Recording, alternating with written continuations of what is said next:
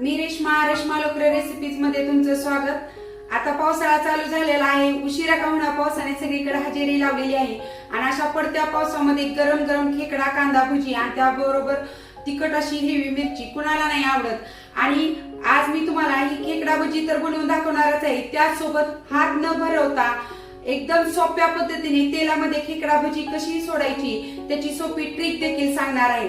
चला तर वेळ न घालवता रेसिपीला सुरुवात करूया। कांदा भजी बनवण्यासाठी इथे मी मध्यम आकाराचे 5 कांदे असे उभे पातळ कट करून घेतलेले आहेत आणि कट करून घेतल्यानंतर सगळा कांदा हाताने सुट्टा करून घ्यायचा आहे। आणि इकडे मध्यम आकाराच्या वाटीने 1 वाटी मी बेसन पीठ घेतलेलं आहे। 2 ते 3 चमचे असा बारीक रवा घ्यायचा आहे। चवीनुसार मीठ, इकडे मी 1 चमचा तिखट मिरची पावडर घेतली आहे, तुम्ही तुमच्या आवडीनुसार कमी जास्त करू शकता। अर्धा चमचा हळद घेतलेली आहे, पाव चमचा हिंग घेतलेला आहे आणि 1 चमचा ओवा घेतलेला आहे। इथे अगोदर जो आपण कांदा घेतलेला आहे त्याच्यामध्ये साधारणतः अर्धा चमचा मीठ घालायचं। आपण घेतलेली तिखट मिरची पावडर, हळद, हिंग हे सगळं कांद्याला छान लावून घ्यायचं।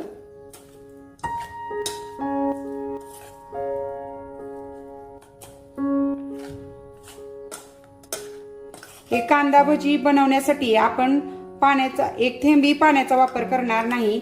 या कांद्याला जे आपण मीठ लावलेलं आहे त्यामुळे जे पाणी सुटतं त्याच्यामध्येच आपण ह्या कांदा भजीचं पीठ तयार करून घेणार आहे।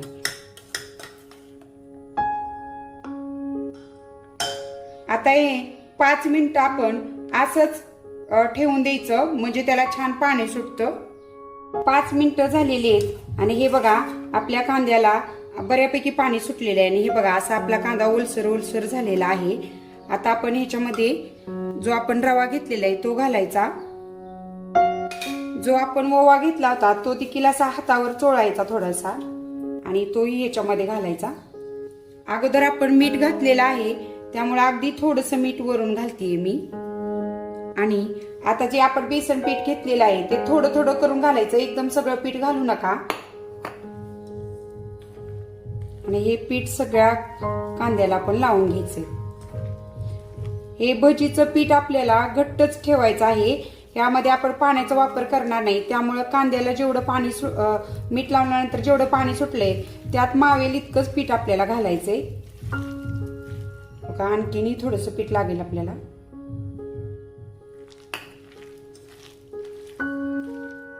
आणि राहिलेलं सगळं पीठ घालते, म्हणजे आपण जेवढं पीठ घेतलं होतं तेवढं सगळं पीठ मी इथं वापरलेलं आहे।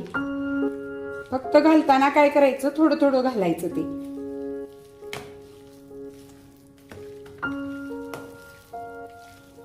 हे बघा हे असं पीठ घट्ट ठेवलंय मी आणि आता हे आपलं कांदा भजीसाठीच पीठ एकदम परफेक्ट असं तयार झालं आहे।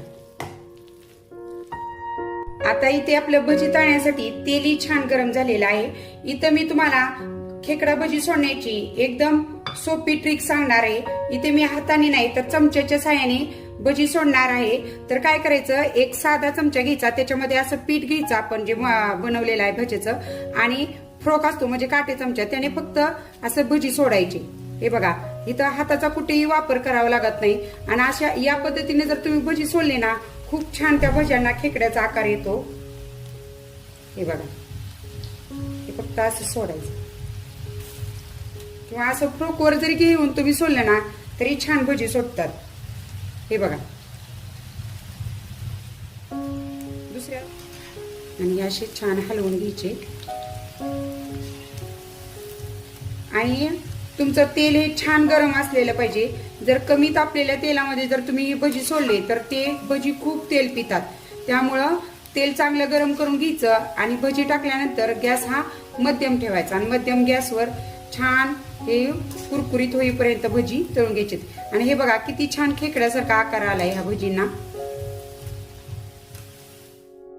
आणि हे बघा आपले भजी छान कुरकुरीत झालेत आणि हे बघा चमच्यामुळे ह्याला किती छान असा खेकड्यासारखा आकार आलाय। हाताने देखील इतका चांगला येत नाही, तेवढा हात वगैरे काय भरवायची गरज नाही। खूप छान ही सोपी ट्रिक आहे, नक्की ट्राय करा। आणि असे हे आपले हे बघा कुरकुरीत असे खेकडा भजी तयार आहेत। आता राहिलेल्या पिठाचे देखील आपण भजी सोडून देऊया. हे बघा, असं फक्त पीठ घ्यायचं फ्रोकवरती, काटे चमच्यावरती आणि अशी भजी सोडायची.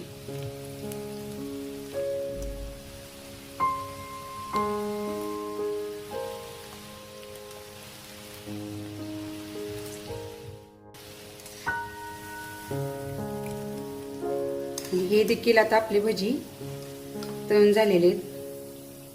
किती छान खेकड्यांसारखं एकदम गाड्यावर मिळतात तशी भजी. हे बघा, इथे आता आपले भजी तळून झालेले आहेत. आता भजी सोबत खाण्यासाठी आपण मिरची तळून घेऊया. आणि इथं एक छोटीशी टिप सांगते. जेव्हा आपण तेलामध्ये मिरची तळतो ना, त्यावेळेस काय करायचं, मिरचीच्या मधोमध असा थोडासा छेद देऊन घ्यायचा. त्यामुळे काय होतं, मिरची तेलात फुटत नाही. नाहीतर कधी कधी काय होतं, ती फुटून अंगावर उडू शकते. त्यामुळं थोडासा मध्ये तिला छेद द्यायचा. तर ह्या मिरच्या तळून घेऊया आपण.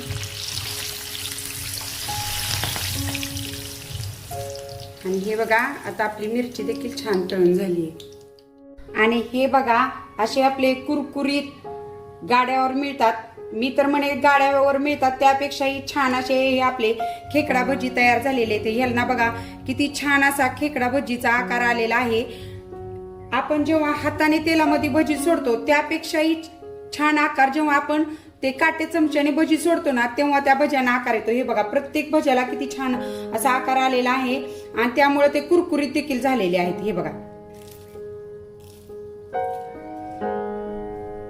आणि इथं काटे चमच्याने सोडल्यामुळे हात वगैरे भरवण्याची गरज नाही. बऱ्याच जणांना म्हणजे जे नवीन शिकणार आहेत त्यांना काय होतं, तेलात भजी सोडताना भीती वाटते, आपला हात वगैरे तेलात जाईल का.